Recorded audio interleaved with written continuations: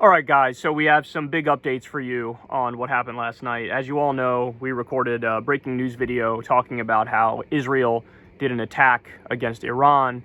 Now, at the time, I literally recorded that video 2 minutes into when the news came out, so now I have a bunch of updates for you. Honestly, a lot of this stuff, believe it or not, is good news. Okay, I know it's almost impossible to think about that within the context of what went down, but bear with me here. So, yesterday, we heard it was not only Israel attacking in Iran, but also there were potential attacks in Iraq and Syria. The reporting at the time was that there was a high-level meeting going on between Iranian proxies and the Iranian Revolutionary Guard, and that Israel attacked a meeting of high-ranking officials in Baghdad. It turns out that part is totally untrue. There's no verification for attacks in Iraq and Syria, so thankfully it looks like there was no attack in Iraq, there was no attack in Syria, which means high-level government officials, Iranian government officials, were not attacked, which means, okay, everybody can take a deep breath, because that would be, yet again, another colossal provocation if it happened. Now, I don't know if when that came out, it was like purposeful misinformation that some idiot was spreading, or if it was, I don't know, somebody just genuinely getting something wrong and putting it out there, but nonetheless, that was floating around in the ether, and it is not true. Okay, good. Everybody take a deep breath on that. Now, as far as the attack in Iran proper goes, so we're getting two very, very different stories. The initial reporting from both U.S. government officials and U.S. media, the initial reporting, based on some like on-the-ground evidence from Iran, is, oh yeah, Israel did an attack in Iran, and there was some reporting that 7 cities were hit. I find no verification for that at all. It is true that something went down in Isfahan, which is the city that has one of their main nuclear sites. So, okay, that's a little yikesy. So the U.S. says, yes, Israel attacked Iran there. Iran comes out and says, initially there were reports that Iran was like, yeah, they attacked us. Then later on we hear direct reports from the Iranian Revolutionary Guard. Actually, no, they didn't attack us. They tried to attack us. It was an attempted attack, but they absolutely humiliated themselves because our air defense systems kicked into place and shot their drones out of the sky. So the initial information said it was both drones and missiles that Israel used, but according to Iran, they say it wasn't drones and missiles, it was just drones, quadcopters, as they call them, and our air defense system kicked in, shot them right out of the sky. They absolutely humiliated themselves, and we're walking away the victors. This is like the Iranian government reaction. So, what actually happened? We're getting very, very different stories. U.S. media and U.S. officials are saying one thing. The Iranian government is saying, you guys didn't get us at all, bro. We're totally fine, bro. So here are the possibilities. The possibilities are, they were hit with drones, or drones and missiles, right? And basically they're coming out and saving face and trying to give themselves an out to not immediately respond to Israel and attack.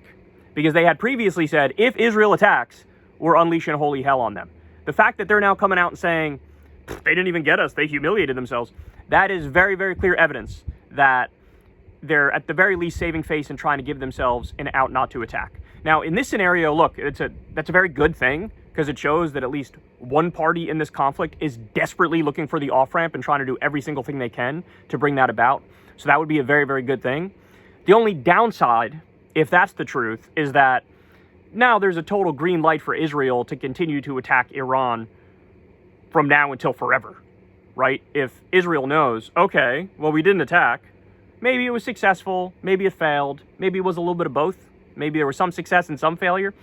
But the fact that they're reacting like this, now we know, okay, it's open season, dog. We'll attack you nonstop whenever the hell we want, just like Israel does in Gaza, right? And you ain't going to do shit about it. You're making that very, very clear. So that's one possibility. Another possibility is that Iran is telling the truth, and it was an attempted attack by Israel. It wasn't missiles and drones. It was just drones, and that it was thwarted with their air defense system. They claim that all of the explosions and the loud noises that were happening in Isfahan, it was just their air defense system kicking in and shooting the quadcopters right out of the sky, right? That's a possibility as well.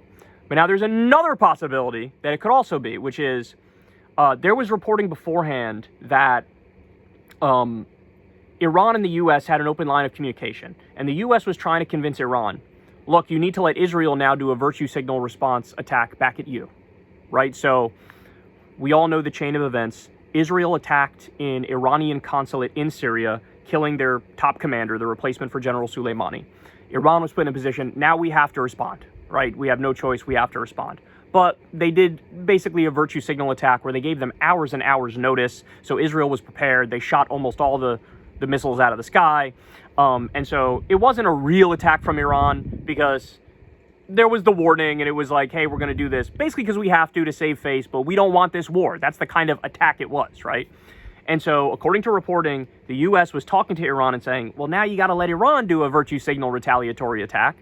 And in those conversations, apparently they were talking about maybe somewhere that's empty in the border between Iraq and Iran, like maybe somewhere over there. Can we work out something where they could just blow up an open field and then say, we retaliated against the Iranians? So that was on the table as well. Which answer is it? Which thing is it? Guys, I don't know. The one thing I know for sure is that Iran very clearly does not want an all-out war, because that's why they're reacting the way they're reacting. Oh, they humiliated themselves, they didn't attack us and all that stuff. That's the main reason why they would do that, is they don't want a regional war. In terms of the other specifics and details, your guess is as good as mine. It's possible the attack from Israel worked. It's possible it failed. It's possible it's a little bit of both. Worked a little bit, failed a little bit, right? I don't know. But now there's one more thing I should bring up, which is there was reporting the other day that Biden agreed with Netanyahu to let him now do a Rafah invasion, okay, in return for not having a retaliatory attack against Iran, right? That was some reporting as well. That appears to be totally false, because whether this Israeli reaction was a virtue signal reaction or it was a real reaction or real attack, either way, Israel did something with Iran, right? So that reporting appears to be just wrong. But now the question is, are we going to get this attempted attack from Israel against Iran and also a Rafah invasion where there's now 1 million Palestinian civilians, the only place that, you know, they remain in Gaza, where they were trying to escape the death and destruction and the violence and the war and the shooting and the devastation and all that stuff? I don't know, man. But either way, Netanyahu appears to be completely and utterly unhinged. And Israel desperately wants this war with Iran. And at least for this moment, Iran is really, really trying to find that off-ramp as much as possible by coming out and saying, no, they missed, they humiliated themselves, you know, we shot their drones out of the sky, and they're setting up so that they feel like they don't have to do any sort of response. So there's a bunch of different possibilities as to what brought us to this place. But look, I do have to say that based on what we went to bed feeling like last night, this is like the least bad scenario, right? Because the reporting last night, attacks in Iraq, Syria, Iran, the reports last night were that they actually hit the nuclear facility in Iran, which that they definitely didn't actually get the facility based on what we know now. But that was the reporting yesterday. If that was true, and Iran immediately opened up the gates of hell back at Israel, then here we go. You know, giant war in the Middle East that would dwarf the Iraq war. And then, of course, the U.S. is going to be dragged in because we keep arming and backing Israel and giving them the green light. Thank God, at least temporarily, that part is avoided. So we'll see what happens. But I'm curious what you guys think. You guys tell me in the comment section. Which theory do you think is the most correct, right? Is Iran telling the complete truth here? Is the U.S. telling the complete truth here? Is it just a virtue signal retaliatory strike from Israel? Or is it, I don't know, some sort of mix of these things? Your guess is as good as mine, man.